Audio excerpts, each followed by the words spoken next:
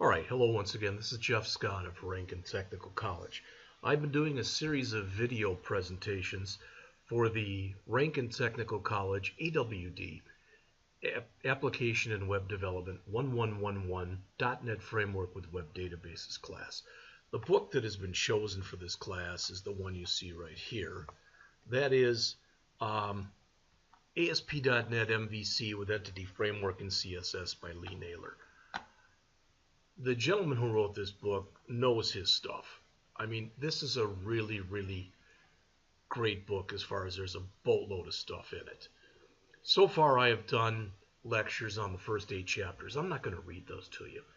I'm in the middle of Chapter 9, and I'm starting to run into problems because I've deviated a bit from the Naylor book. So I've had to use a lot of his code, which I don't like doing. All right, what I've decided to do, and just so you see this, as we start the class, I've already got about 70 videos created for the class. But as we start the class, I've got this. And then what I've done is I've done a couple Microsoft presentations. Here's one that's got about, I don't know, 13 or 14 videos in it. But it's a Microsoft presentation that's called Getting Started with Asp Net Mvc 5. Then I've got another one with 7 more presentations. All right, and then the idea was that we were going to go into the Naylor book. Not sure if that's a good idea or not a good idea, to be honest with you. All right. But what I've decided to do is I found another book online. It's free. You can get a free PDF of it, and I may go through this book first. It's called Professional Asp Net Mvc 5 by John Galloway et al. In other words, several others. Now,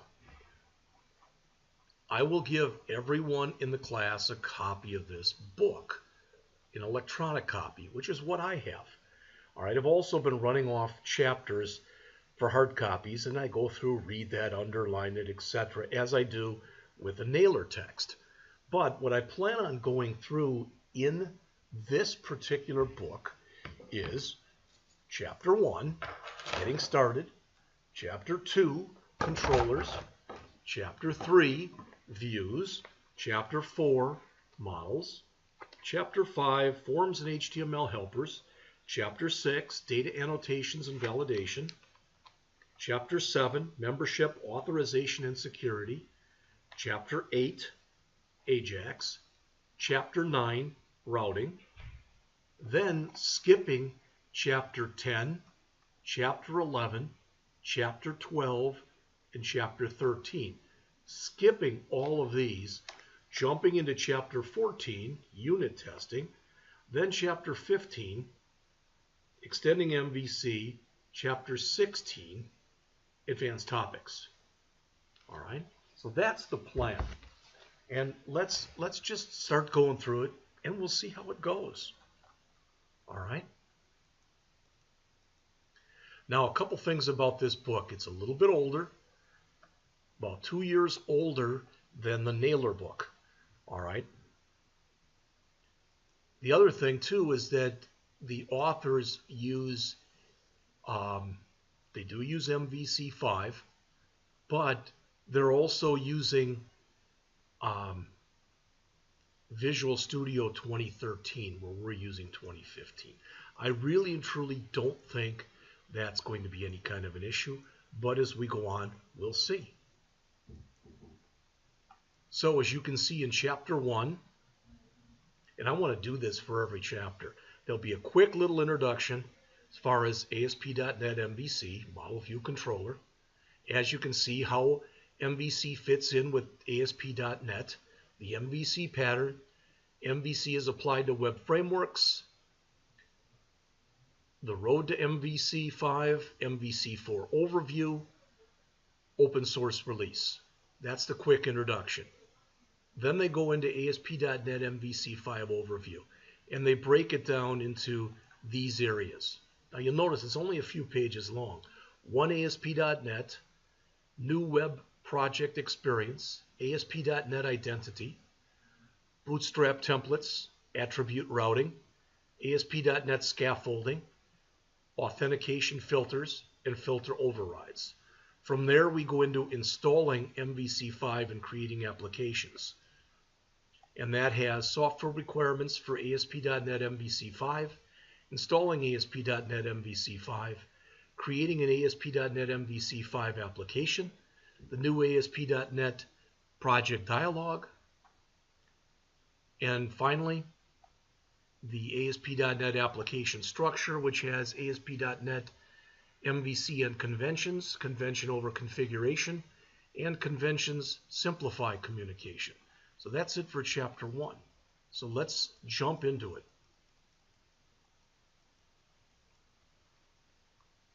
As it says, Chapter 1, Getting Started, helps you get started with ASP.NET MVC5 development. It explains what ASP.NET MVC is and how it fits in with the previous releases. Then to make sure you've got the correct software, we created an ASP.NET MVC5 app. So it's very simplistic. All right, which is Chapter 1 in a lot of books. All right. So you can see we have 4 objectives here.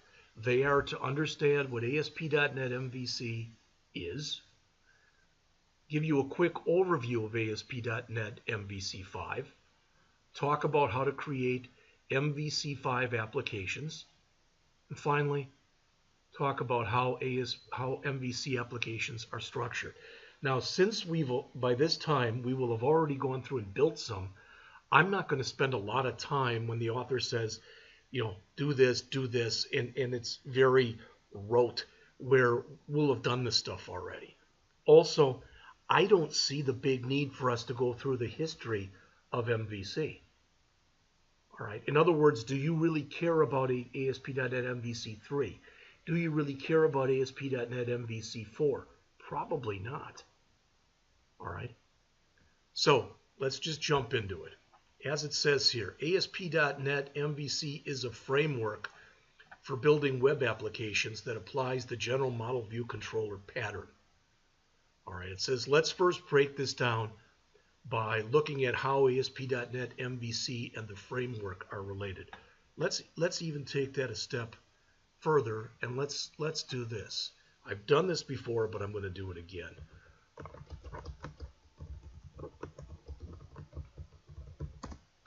All right, software framework. I don't want to read to you.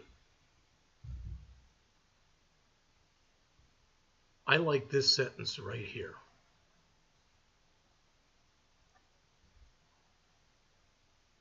It provides a standard. All right. And some of the stuff that frameworks may contain. Again, I don't want to read to you. But in many ways, framework is one of those kind of ambiguous terms that different people have different definitions of. Okay? All right. You'll notice that ASP.NET was released in 2002. So it's 16 years old.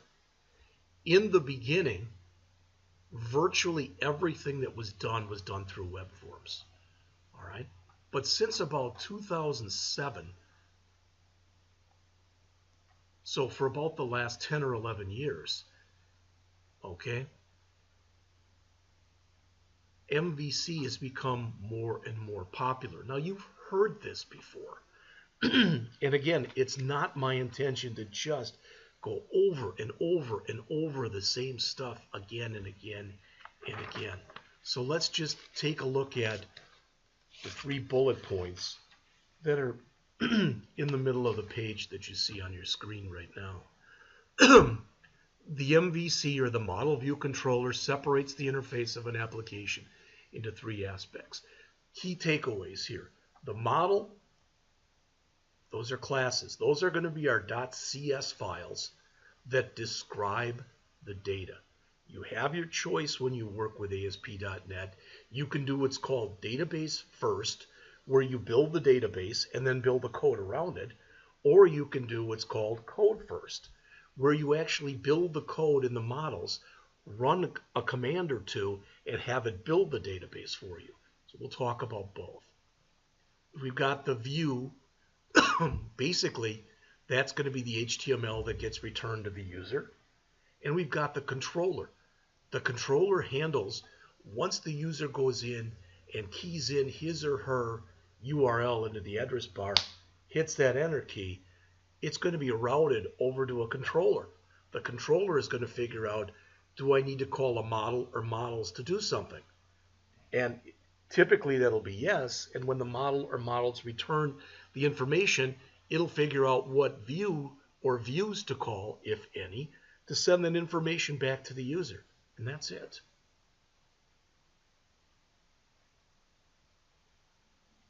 Now it says here, notice we referred to MVC as a pattern.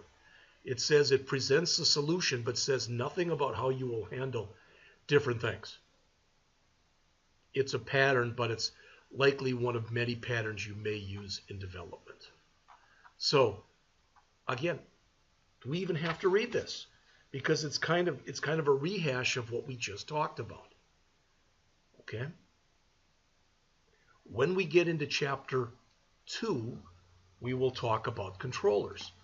When we get into Chapter 3, we will talk about views. When we get into Chapter 4, we will talk about models. So you'll see this stuff again and again and again. Now, a couple things that they mention here as far as at the heart of MVC and using MVC with ASP.NET. Number one, convention over configuration. There is a natural way of doing things when you are creating an MVC project. Things like controllers should always end with the word controller. All right, something as simple as that. You should always strive in here, and when we get into talking about classes and views, etc., we'll talk about like partial views, where you're able to take a view and use it and reuse it. That allows you to use what's called dry. Don't repeat yourself, the dry principle.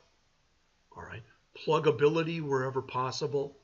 Try to be helpful, but if necessary, get out of the developer's way. You'll see this stuff again and again as we go on.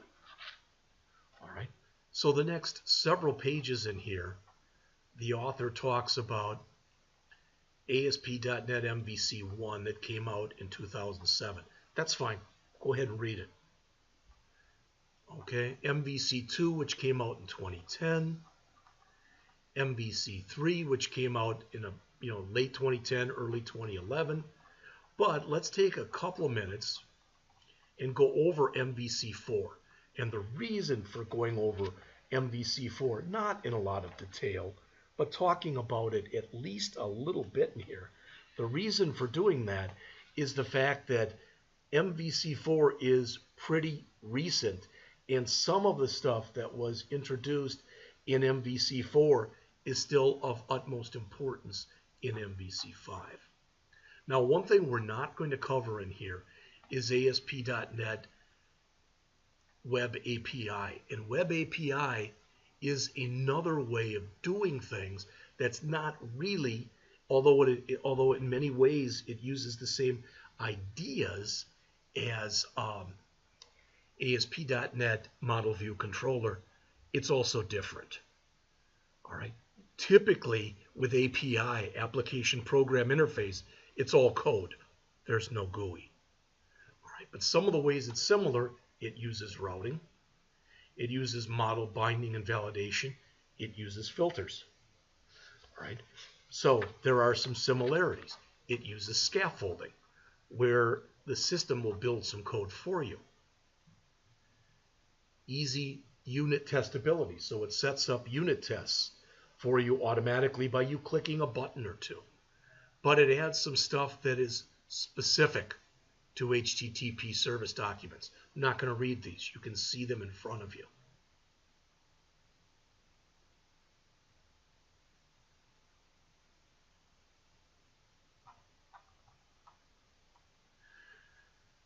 Now let's look at this note that's on the bottom here of page 8.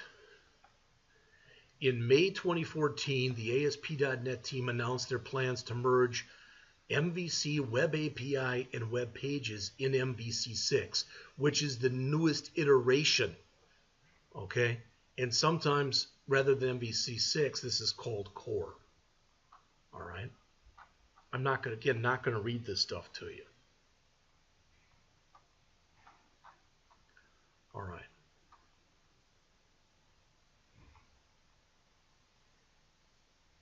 Display modes. Bottom of page 9, going on to the top of page 10. One thing that we talked about, this was a long, long time ago in the AWD1111 class, is this. If you're working on a website and you put in a website address and the address does not end with a .html or a .htm or a .jsp or a .php or a .aspx, etc., the system automatically looks for a file called index.html. If it can't find that file, it looks for a file named index.htm. If it can't find that, it normally looks for a file called default.html. If it can't find that, it looks for a file called default.htm. But you can see there's a natural way of doing this. All right? The reason I'm bringing this particular thing up to you is when you look right here, it says display modes use a convention-based approach by allow selecting different views based on the browser making the request. So the system can sit there and try to figure out, oh, you're using a mobile device versus a non-mobile device. All right? And how does it do that? This is what we'll get into as we're going through the text. All right? Bundling and minification. One thing that you are able to do in here is you are able to create bundles. Two things about this. First of all, and again, let me grab this thing I was using here, tighten it up, and let's get rid of what's in here right now. Okay? Typically, you're going to, what you're going to find is, for example, bootstrap.css, bootstrap.min.css, jQuery.js, jQuery.min.js. These are two examples. The first one is the non-minified and minified version of a CSS file. The second one is the non-minified and the minified version of a JavaScript file. Well, when you minify files, you remove what the system considers to be any unnecessary white space. All right?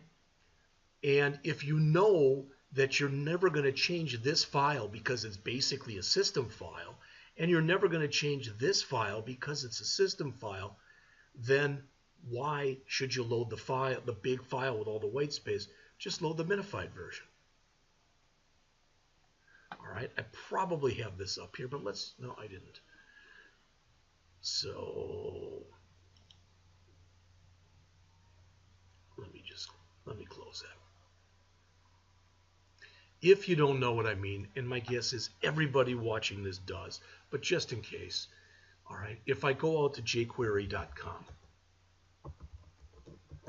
all right, and I click the download jQuery v3.3.1, here is the uncompressed version, okay? So you can look at it. It makes a lot of sense to you. You get a lot of blank spaces, comments, etc. All right, so you can look at what's in here. And I don't know how many lines it is, but it's a lot of lines. Maybe it's 10,000 lines. I don't know. But if we look at the same file, that's a non-minified version. If we look at the minified version, that's what it looks like.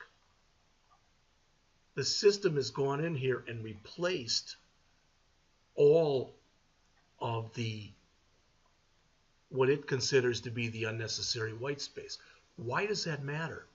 Because if you look at the size typically of a minified file versus the size of a non-minified file, the size of the minified file will oftentimes be up to maybe 3 or more times smaller. So it'll load faster. All right. Not only that, you're able, when you work with ASP.NET MVC, to bundle things together. Not just to minify them, but to bundle them. To kind of put, for lack of better words, it's kind of like you minify and then you grab stuff that's similar and you take those minified files or non-minified files if you have to create your own, and you put them in what's called a bundle. Again, that will help in loading, cut down on load time, etc. All right. Since 2012, this is ASP.NET has basically been open source. Kind of an important thing. All right. So here's your ASP.NET MVC5 overview. Again, it was released about 5 years ago. Some of the top features, we've got 8 of them listed here. 1 ASP.NET, new web project experience, ASP.NET Identity, Bootstrap templates, attribute routing, ASP.NET scaffolding, Authentication Filters, and filter overrides. So let's take it from the beginning. 1 ASP.NET. Well, when you come in and you start up an ASP.NET project, there basically is only one choice you are going to have. All right? And again, we've seen this before. We will continue to see it as we go on. That's the 1 ASP.NET. Now, you can set up different features of that one project, but there's one project. All right. They'll talk more about some of the new dialogues when we get to that in just a couple minutes. The ASP.NET Identity. As it says, the membership and authentication systems for MVC5 have been totally rewritten. Okay? There's one identity system. You've got control over the user profile. You've seen some of this already. You've got control over persistence. By default, as it says there, all user information is stored using EF or Entity Framework code first. It allows for testability. This thing right here, which may not sound like much, but this was new. It's called claims-based. It says there, although ASP.NET Identity continues to offer support for user roles, it also offers claims-based authentication. Claims are more expressive than roles. So they give you more power and more flexibility. All right. Login providers, well, you have all probably seen this. For instance, a lot of times when you go to load something, it'll ask you, for your email address, but a lot of times today it'll say otherwise go in through Facebook or Twitter. All right, and that's what they're talking about right there. Finally, NuGet, and we'll work with NuGet. Okay, as it says, this ASP.NET Identity is installed with your application, typically. Talk about it more in Chapter 7, which is one of the ones we'll go over. Bootstrap templates, well, it doesn't look like this anymore. This is the way it all used to look. All right.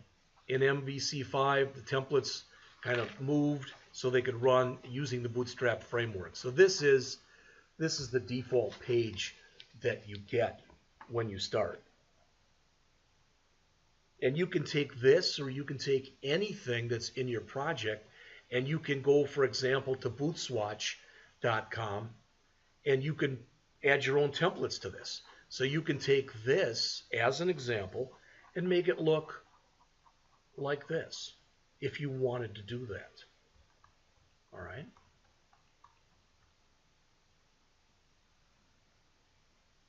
Chapter 16 is going to talk about Bootstrap in detail. All right, attribute routing. As it says, it's a new option for specifying routes by placing annotations on your controller classes. They end up creating more friendly URLs and it makes it easier for search engines. Okay? ASP.NET scaffolding, it's the process where the system itself will create boilerplate code for you.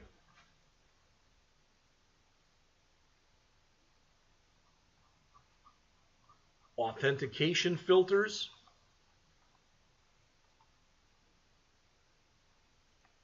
Now I'm at 26 minutes, so I'm going to do this. And then I'm going to, after we talk about what's on this half of the page, this will be it for part 1. So as it says here, MVC has long supported authentication filters, which allow you to restrict access to a controller or action based on role membership. Remember, there is a difference between authentication and authorization. When you log into a system, you are authenticating. Once you've been authenticated, the system will figure out what you're authorized or allowed to do. And filters, which as it says, are an advanced MVC feature that allow the developer to participate in the action and result execution pipeline. So let's stop it right here. We'll come back in just a couple minutes and pick it up with the installing MVC5 and creating applications.